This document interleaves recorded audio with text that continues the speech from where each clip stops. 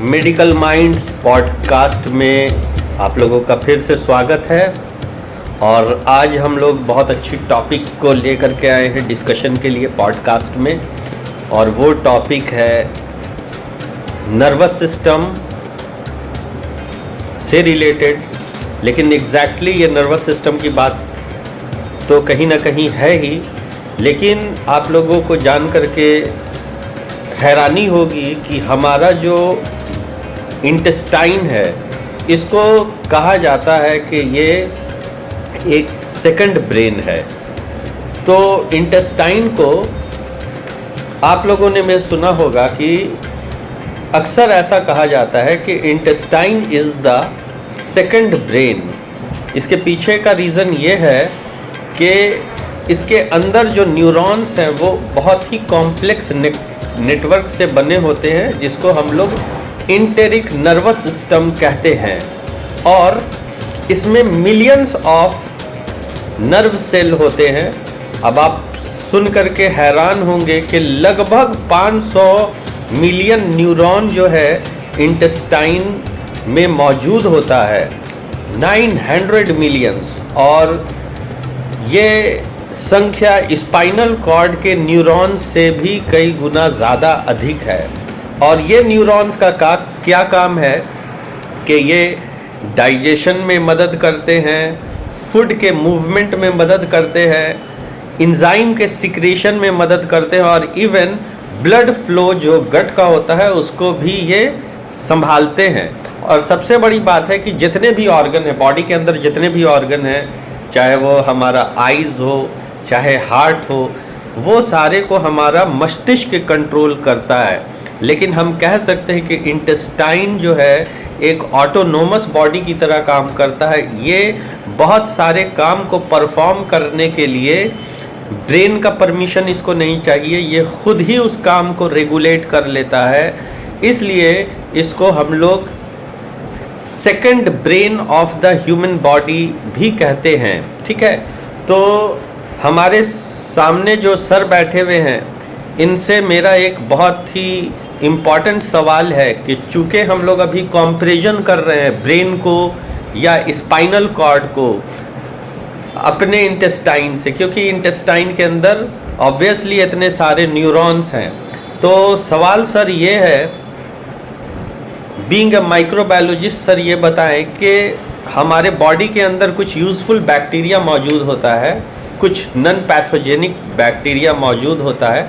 Basically मेरा सवाल यही है कि यूज़फुल बैक्टीरिया मौजूद होता है जो हमारे इंटेस्टाइन के लिए बहुत ही यूज़फुल माना जाता है। ठीक है, सवाल ये है कि क्या बैक्टीरिया हमारे ब्रेन में भी मौजूद होता है, हमारे स्पाइनल कॉर्ड में भी मौजूद होता है कि नहीं, और यदि वो मौजूद होता है तो उसका वहाँ पे क्या रोल है। तो ये सारे लोगों को बताएं।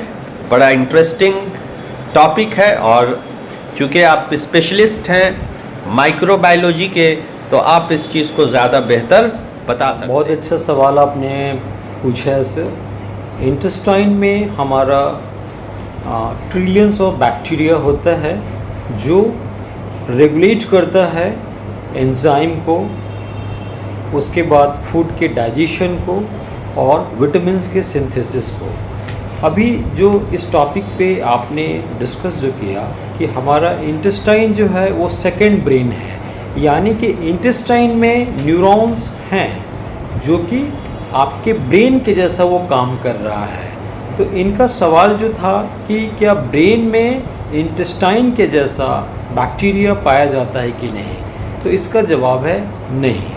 क्योंकि ब्रेन जो है वो कम्प्लीटली स्टेराइल पोर्शन होता है, वहाँ पे कोई भी बैक्टीरिया नहीं पाए जाते हैं, और वो ब्लड ब्रेन बैरियर के द्वारा सेपरेट रहता है। तो इसका आंसर जो है कि ब्रेन में कोई भी बैक्टीरिया नहीं पाया जाएगा, लेकिन इंटेस्टाइन जो सेकेंड ब्रेन है उस वहाँ पे बैक्टीरिया पाए जाते हैं, क्योंकि उनका जो प्रेजेंस जो है वो फूड के डाइजेशन, फूड से विटामिन्स का सिंथेसिस और फूड के ब्रेकडाउन्स में उनका डायरेक्ट पार्टिसिपेशंस हैं। तो इसलिए कमेंसल्स जो बैक्टीरिया है, जिसको कि हम लोग गट बैक्टीरिया कहते हैं, वो इंटेस्टाइन में केवल पाया जाएगा और ब्रेन में इस चीज़ को सर ने बहुत अच्छे से क्लियर कर दिया कि ब्रेन एक ऐसा ऑर्गन होता है जो बिल्कुल स्टेराइल होता है और वहाँ पे कोई भी बैक्टीरिया मौजूद नहीं रहता है। बहुत अच्छी बात है। और इंटेस्टाइन में ज़रूरत है ये बैक्टीरिया की, और उसके बारे में भी सर ने बताया सारी चीज़ को। जो भी इंडिपेंडेंटली काम करता है, ये ब्रेन की तरह और भी कामों को कर सकता है क्या? जैसे कि हम लोग सोच सकते हैं, मेमोरी रख सकते हैं, ये सारी चीज़ के बारे में आप क्लियर कर दें थोड़ा। बहुत अच्छा सवाल आपने पूछा है कि क्या इंटेस्टाइन जो सेकंड ब्रेन के जैसा काम कर रहा है, वो हमारा जो मेन ब्रेन है उसके जैसा क्या फंक्शन कर सकता है, like thinking, reasoning, memory, emotions? तो इसका आंसर है नहीं। जो आपका इंटेस्टाइन सेकंड ब्रेन है वो थिंकिंग नहीं कर सकता है, कोई रीजनिंग नहीं कर सकता है, उसके पास कोई अपना मेमोरी नहीं होती है, ना वो कॉन्शियस डिसीजन ले सकता है, ना कोई इमोशनल एक्सप्रेशन कर सकता है। सेकेंड ब्रेन केवल फूड के डाइजेशन, उसके सिंथेसिस, हार्मोन का रिलीज, एंजाइम का रिलीज, इतना ही वो कंट्रोल करता है। तो इंटेस्टाइन का जो ब्रेन सिस्टम है वो ऑटोनोमसली वर्क करता है, लेकिन वो फूड से रिलेटेड जो भी एक्टिविटी है उसी को सिर्फ वो रेगुलेट करता है। और हमारा जो ब्रेन है वो थिंकिंग करता है, उसके पास अपनी मेमोरी होती है, वो कॉन्शियस डिसीजन ले सकता है, रीजनिंग जनरेट कर सकता है और इमोशंस में भी वो इन्वॉल्व होता है। और दूसरी बात ये है कि जो ब्रेन होता है वो दूसरे ऑर्गन को रेगुलेट करता है, जैसे हार्ट है, लीवर है, किडनी है। ये फंक्शन जो होते हैं उसको वो हार्मोनल सिग्नल्स दे करके रेगुलेट करते हैं। लेकिन इंटेस्टाइन जो सेकेंड ब्रेन है वो आपका जो मेन ब्रेन है उससे वो इंडिपेंडेंटली खुद ब खुद काम करता है, उसको ब्रेन से रेगुलेट होने की ज़रूरत नहीं है। तो ये डिफरेंसेस है आपका मेन ब्रेन और सेकेंड। सर मैंने ये भी सुना है कि जो गट बैक्टीरिया होता है या इंटेस्टाइनल बैक्टीरिया होता है उसकी वजह से एक व्यक्ति के मूड और मेंटल हेल्थ काफ़ी इन्फ्लुएंस होते हैं। क्या ये बात सही है? और अगर सही है तो इसके बारे में आप अच्छा सवाल आपने पूछा है कि क्या गट बैक्टीरिया जो है वो हमारे मूड और मेंटल हेल्थ को रेगुलेट करता है कि नहीं। तो इसका जवाब है कि हाँ, यस, गट बैक्टीरिया जो है वो हमारे मूड और मेंटल हेल्थ को रेगुलेट करता है। तो इसका सबसे पहला जो साइंटिफिक रीजन है वो ये है कि जो बैक्टीरिया है वो न्यूरोट्रांसमीटर रिलीज करते हैं, और ये न्यूरोट्रांसमीटर जो है वो है आपका सेरोटोनिन है, डोपामीन है, गामा एमिनो ब्यूटारिक एसिड है। ये तीन जो है न्यूरोट्रांसमीटर के जैसा काम करते हैं और हमारे ब्रेन में सिग्नल्स देते हैं। तो इस तरह से आप देख रहे हैं कि जो गट बैक्टीरिया है, जो एक तरह से हमारा सेकेंड ब्रेन है, वो न्यूरोट्रांसमीटर के जैसा रेगुलेट कर रहा है।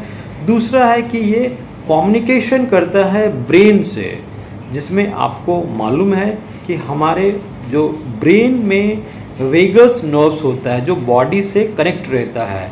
तो वेगस नर्व्स क्या करता है कि गट बैक्टीरिया सिग्नल्स देता है, और ये सिग्नल्स जो है वेगस नर्व्स के थ्रू ब्रेन में चला जाता है।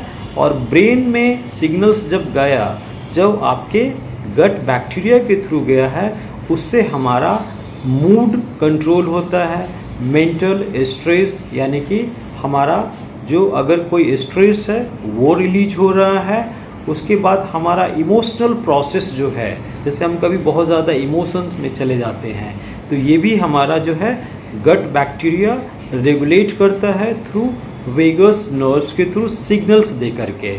उसके अलावा है आपका ये कुछ बेनिफिशियल मेटाबोलाइट्स प्रोड्यूस करता है, जो कि आपका गट बैक्टीरिया है वो मेटाबोलाइट्स जो प्रोड्यूस करता है, ये हमारे ब्रेन के हेल्थ को मेंटेन करने में सपोर्ट करता है।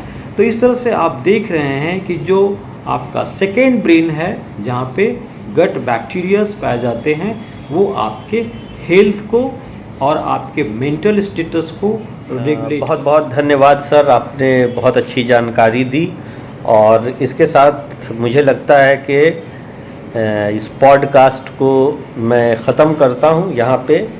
और हम लोग, अगर आप लोगों को ये पॉडकास्ट अच्छा लगा तो इसका हम लोग पार्ट 2 बनाएंगे, लेकिन कमेंट सेक्शन पे आपको लिखना होगा कि इसका पार्ट 2 चाहिए, इसलिए कि इसमें बहुत सारी ऐसी चीज़ है जो हम लोगों ने नहीं बताया। ये इतना बड़ा टॉपिक है कि इस पे किताब लिखा जाए। मैं छोटा सा एग्जाम्पल दे देता हूँ कि अगर नेक्स्ट टाइम इस पर कंटिन्यू हम लोग करते हैं तो बहुत सारी चीज़ आपको जानने को मिलेगी, जैसे कि न्यूरोलॉजिकल डिजीज़ जैसे कि पार्किंसन या अल्जाइमर डिजीज़ का कनेक्शन गट हेल्थ से होता है कि नहीं होता, अगर होता है तो क्यों होता है। इसके अलावा अगर हम लोग नेक्स्ट सेशन में बनाते हैं तो ये भी आपको पता चलेगा कि डाइजेस्टिव सिस्टम अगर गड़बड़ हो तो उसकी वजह से क्या प्रॉब्लम हो सकता है। नेक्स्ट कि अगर किसी व्यक्ति को बहुत ज़्यादा स्ट्रेस या एंग्जाइटी है तो उसका प्रभाव डाइजेस्टिव सिस्टम पर पड़ता है, और अगर पड़ता है तो कितना पड़ता है और उससे कितने सारे हेल्थ प्रॉब्लम्स हो सकते हैं।